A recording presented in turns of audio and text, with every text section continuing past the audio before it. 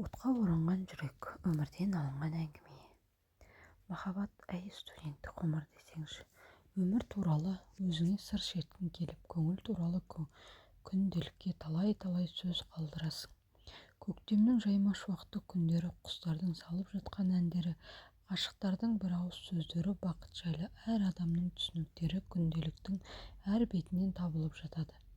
Менің бүгін күнделігімде Салтанат деген досымның жігіттің аты. Салтанат атты аруға ағынан жарылып өз сезімін махаббат майданының нағыз қаһарманы ретінде көрсету болып отыр.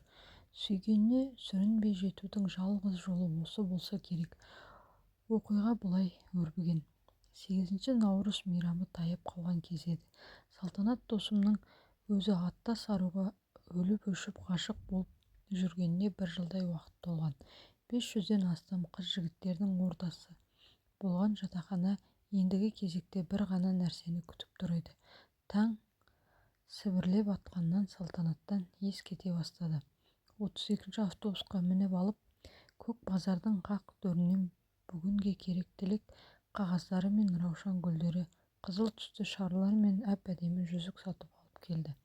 Кешкісін айтатын сөздерін қайталап тағы да бір дайындық өткізіп жатты.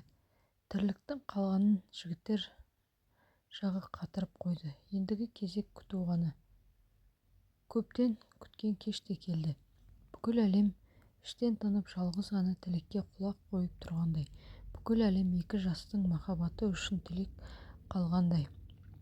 Жатақхананың артқы жағының жарықтарының бәрі сөніп, бір үкімге бағынып тұр. Салтанат ұялы телефонын алып, сүйкімді қызды, өзі сүйетін қызды балконға шақырды. Сүйкімді қыз шықты. Салтанат асфальттың үстінде тұрған қалпы. Саған ғашық менің жүрегім, саған бақыт менің тілерім. Қолыңды сұрасам не дер едің? Иә деп қуансаң, аспаныма көтеремін. Басылады шөлдегенім деп тебірене қарап қалған жігіттердің сын сағаты. Олар бір демде Салтанат тұрған жерде жіп-жіңішке әріптерге толы қалың от ортасында жүрегі бар. Мен сені сүйемін деген жазуды жасады.